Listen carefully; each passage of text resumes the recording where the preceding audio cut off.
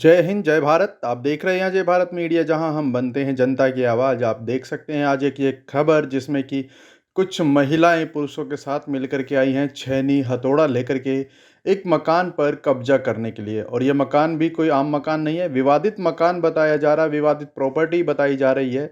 और साथ ही इस विवादित प्रॉपर्टी में एक पूर्व पार्षद ब्रह्म यादव, जो कि वार्ड नंबर 13 से पार्षद रह चुके हैं, उनका नाम भी आ रहा है। हमें पीड़िता ने बताया कि किस तरह से ब्रह्म यादव अपने साथियों के साथ मिलकर के इस प्रॉपर्टी को कब्जाने के चक्कर में है, और साथ ही किस तरह से महिलाओं ने उस एक निहत्थी और अकेली महिला के ऊपर आकर के छेनी हथौड़े से प्रहार करने की कोशिश की, साथ ही उसे जान से मारने की धमकियां भी दी। लेकिन पुलिस के द्वारा कोई भी कार्रवाई नहीं की जा रही है, जिसके बारे में उन्होंने कंप्लेंट भी दी थी थाने में, लेकिन कोई उचित कार्रवाई नहीं हो रही है, जिसके बाद उन्हें कोर्ट से ही राहत मिलने की उम्मीद है। खबर में आप देख सकते हैं किस तरह से महिलाएं छेनी हथौड़ा लेकर के ताला तोड़ करके कब्जा लेना चाहती है। क्या यह भारतीय संविधान के अनुसार है? यदि नहीं तो कमेंट जरूर कर। जय हिंद, जय भारत। आप देख रहे हैं अजय भारत मीडिया हमारे साथ, जहां हम बनते हैं जनता की आवाज। आज हम आपको एक ऐसा केस दिखा रहे हैं, एक ऐसी जगह पर लेकर के आए हैं जहां पर एक अकेली महिला जो कि पीड़ित है इस पुरुष प्रधान समाज के अंदर, जिसमें कि पुरुष और कोई नहीं, पूर्व पार्षद और उसके दोस्त जो कि सीए अपने आप को बताते हैं, डागर साहब, उनके द्वारा पीड़ित है। इस मामले में ज्यादा जानकारी आपको हम पीड़िता के द्वारा दिलवाएंगे, लेकिन फिर भी हम आपको बताना चाहेंगे कि क्या समाज में लोगों को ऐसे प्रतिनिधि चुन करके भेजने चाहिए जो कि किसी के घर पे कब्जा करवाने के लिए उसको मरवाने तक की सोच रखते हों। मैम, आपका शुभ नाम बताएं और बताइए क्या घटना आपके साथ हुई थी, क्या क्या मामला है ये पूरा। सर, मेरा नाम प्रोमिला यादव है जी मैं गांव कादीपुर की रहने वाली हूँ। मेरी शादी 2000 में हुई थी। जी मेरे ससुर की 4000 गज जमीन थी, जिसमें से मुझे इन्होंने 800 गज दी है। जी 3200 मेरे देवर को दे दी थी। मैं शुरू से ही डोमेस्टिक वायलेंस की शिकार रही हूँ। मेरा हस्बैंड शराबी है, लड़कीबाज है और सट्टा खेलता है। मेरे 2 बच्चे हैं, केशव और टिया। मैंने अपने घर बसाने के लिए सारे वो काम करे जो नहीं करने चाहिए। पीहर से पैसे ला ला के अपने बच्चों को पाला है, पोसा है। 23 साल की जिंदगी यहाँ बिताई है। मैं पीहर से भी 1.5 करोड़ के आसपास घर से ला चुकी हूँ। हस्बैंड ने नत्थू स्वीट खोला, अपने भाई को और पिताजी को पार्टनर बना लिया इसमें, जिनमें उन्होंने 9 साल खूब पैसा खाया। और मेरे से बिना पूछे 2017 में इन्होंने मेरे को जो 800 गज मिली थी, उसमें से भी इन्होंने 300 गज मेरे ससुर ने मेरे देवर के नाम करा दी और मेरे पति को बेदखल रखा, ताकि मैं उसमें से कुछ जमीन जायदाद में से अपना हिस्सा ना मांग सकूं। जी अब मेरा कोर्ट केस चल रहा है। कोर्ट से मुझे स्टे मिली हुई थी। जगत बढ़ाना पे मैंने केस किया हुआ था। जी 15 करोड़ की प्रॉपर्टी की 3 करोड़ में इसने रजिस्ट्री करा ली थी, जगत बढ़ाना ने। जी इसमें कमर्शियल फ्लैट वगैरह दुकानें वगैरह बननी थी। सिर्फ 2 फ्लैट मेरे नाम कराने थे, जो मैं खुद नहीं चाह रही थी, मैं अपने बच्चों के नाम कराना चाह रही थी। 28 फ्लैट बनने थे, 16 दुकानें बननी थी। 8 दुकानें जगत बढ़ाना की थी, 8 रामपाल की थी, जिसमें मैं अपने बच्चों के, केशव और टिया के नाम कराना चाहती थी। 28 फ्लैट बनने थे, 14 उसके थे, 14 हमारे, जिसमें से 14 मैं अपने बच्चों के नाम कराना चाहती कि मेरे नाम मत करो, मेरे बच्चों के नाम कर दो। उसमें भी मेरे परिवार को संतुष्टि नहीं हुई, उसमें भी मेरे साथ मारपीट हुई। तब मैं कोर्ट केस डाला, कोर्ट से मुझे स्टे मिली पोजीशन पर। 2 साल जगत बढ़ाना ने मुझे खूब परेशान करा। लाइट मेरी कटवा दी, पानी कटवा दिया। लेकिन यहाँ का जो पूर्व पार्षद है ब्रह्म यादव, उसने मेरे को हर तरह से मेंटली टॉर्चर करा। मेरे शिवर भरवा दिए, शिवर मेरे ब्लॉकेज करा दिए। मेरा 1 हफ्ते तक पानी भरा रहा पीछे गली में, पूरा पीछे पानी भरा रहा, ऊपर बैक मारता रहा। 1 हफ्ते तक मैं गंदगी वाले पानी में रही हूँ। और मुझे क्या कहता था कि पीछे से ही शिवर डाउन है, शिवर डाउन है। और मुझे गाली गलोच जो देनी हो, बुरी प्रताड़ना जो करनी हो, ब्रह्म यादव ने कसर नहीं छोड़ी। और वो ही ऐसा आदमी था जिसने, क्या नाम है, ये षड्यंत्र रच के कि राजीव सीए के साथ मिलके, जिसमें ब्रह्म यादव का पैसा लग रहा है। जो नई अब रजिस्ट्री हुई है, इसमें सारा पैसा ब्रह्म यादव का लग रहा है कि अकेली औरत है, बीमार है, कब तक सरवाइव करेगी, कदे न कदे शुगर पेशेंट है, मर जाएगी, और घर हम उसका कब्जे का ले लेंगे, ऐसे करके। अब इन षड्यंत्र के तरह पहले 10 मार्च को 10 औरतें भेजी थी, जिसमें मेरी वीडियो है। दोनों जो राजीव सीए की माँ है मेरे जीने पे से चढ़ के ऊपर आई, मुझे नीचे गिराने की धमकी दी, मेरे साथ मारपीट करी। अब उसके बाद मैं थाने में गई, जो मैंने रिपोर्ट दर्ज कराई एएसआई सुभाष, जिसने कलंदरे काट दी। हालांकि हमारा कोई फैमिली डिस्प्यूट नहीं था, मेरा तो प्रॉपर्टी डिस्प्यूट चल रहा है कि मेरे ससुर ने मेरा जो हिस्से में आया था घर वो क्यों बेच दिया।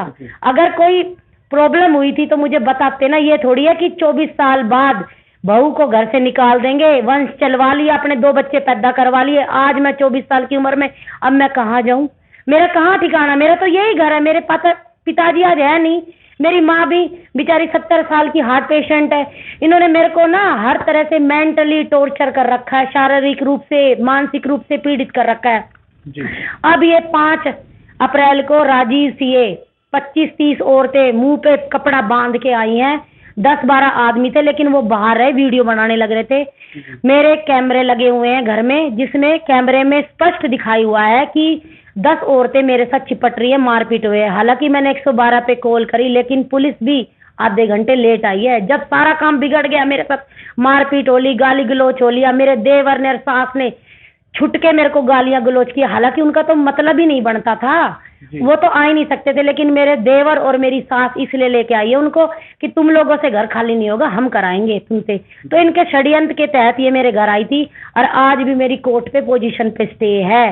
13 तारीख का मेरा कोर्ट केस था। ये इन लोगों ने नोटिस तक नहीं रिसीव करे, और जो ये एसएचओ है सेक्टर 10 थाने में, इसने, मैं 2 बार मैं गई हूँ, मैं इसके साथ पास गुहार लगा रही हूँ कि मेरे को ये कभी भी मरवा सकते हैं। ये 15-20 करोड़ की प्रॉपर्टी है, 3-4 करोड़ में रजिस्ट्री कराने से क्या होता है, लेकिन ये मेरा घर है, मैं ये घर किसी को नहीं दूंगी। और अगर मैं मरती हूँ भविष्य में, मेरा रोड एक्सीडेंट होता है, मैं घर में मरती हूँ, तो इसमें विरम पार्षद, पूर्व विरम पार्षद राजीव सिंह का पूरे परिवार, मेरा पति, मेरे बच्चे रामपाल, मेरा देवर, मेरी दोरानी, मेरे सास ससुर मदनलाल और ईश्वरी देवी और जगत बढ़ाना का पूरा हाथ है। अगर मैं मरती हूँ तो मेरे मरने के बाद भी मेरा केस बंद नहीं होना चाहिए। मुझे पूरा न्याय मिलना चाहिए कि एक अकेली औरत अपने घर को बचाने के लिए कोर्ट तक जाती है, और शुगर पेशेंट होते हुए मैं सरवाइव कर रही हूँ कि किस तरह भी मेरे को अपना ये घर बचाना है। मेरी जनता से यही गुहार है कि राजनीति जो आते हैं ना, पार्षद चुन के आते हैं, वो जनता की भलाई के लिए होते हैं, ना कि किसी की जमीन पे किसी महिला को, पीड़ित महिला को इतना परेशान कर देते हैं कब्जा लेने के लिए कि उसको मारपीट तक उतर जाते हैं। और ये मेरे को मारना चाहता है, जिसमें पूर्व पार्षद और राजीव सिंह और मेरा पति रामपाल और देवर का पूरा हाथ है।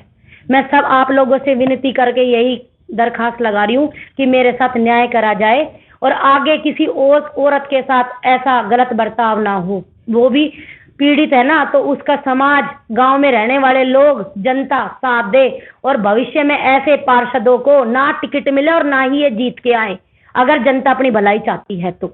धन्यवाद। के पास एक पेपर साइन करवाने गए थे, क्या था वो पेपर? मैं किसी का ओबीसी का फार्म लेके गई थी, एक मतलब हेल्पफुल महिला के नाम से, निशा नाम था, जिसमें क्या नाम है, विरम पार्षद के फादर ने मेरे साथ गाली गलौज किया कि तुझे ऐसे घर से नहीं निकलेगी, तुझे हम जो है मैं निकलवाऊंगा पार्षदी के बल पे, राजनीतिक बल पे। उसने ये 8 महीने मुझे बोला था कि तू ऐसे तो नहीं निकलेगी, तेरे को हम अपना कब्जा लेके और इसमें पैसे लगा के तब तुझे निकालेंगे इस घर से। इसमें पूर्व पार्षद का पूरा हाथ है आज भी। तो आपका कहने का मतलब है कि जो पार्षद हैं पूर्व ब्रह्म यादव, उन्होंने इस जमीन में अपना पैसा लगाया है, जो कि उन्होंने किसी न किसी तरीके से जो पार्षद पद पे रहते हुए कमाया है, और वही पैसा वो बढ़ाने के लिए आपको घर से निकाल करके जो अपना जो भी प्लान है वो इस पे करना चाहते हैं। बिल्कुल बिल्कुल, ये सही बात है।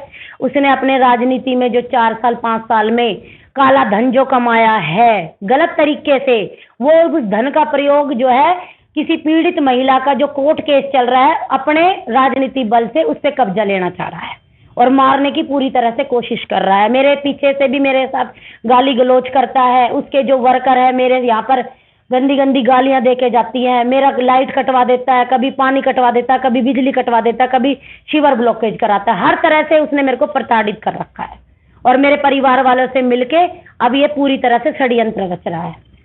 हालांकि मुझे अपने कोर्ट पर पूरा भरोसा है, भरोसा है कि न्यायालय मुझे जरूर न्याय देगा।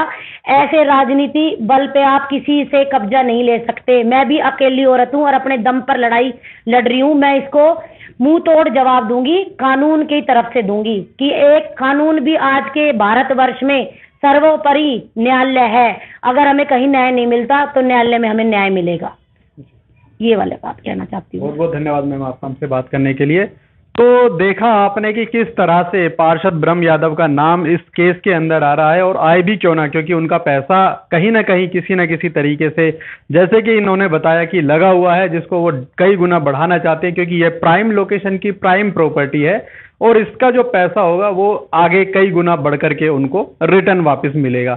तो इस तरह से क्या एक पूर्व पार्षद को करना चाहिए था? और यदि नहीं तो क्या आने वाले समय में इस तरह के लोगों को पार्षद बनना चाहिए? क्या भारतीय जनता पार्टी को ऐसे लोगों को टिकट देकर के पार्षद पद में पार्षद उम्मीदवार बनाना चाहिए? देखते रहिए, आप नीचे कमेंट्स जरूर कीजिएगा हमें, और इस तरह की और भी खबरों के लिए यदि कोई आपके साथ में इस तरह की कोई घटना होती है तो आप हमें जरूर सूचित करें, हम आपकी जरूर आवाज बनेंगे। धन्यवाद। जय हिंद, जय भारत।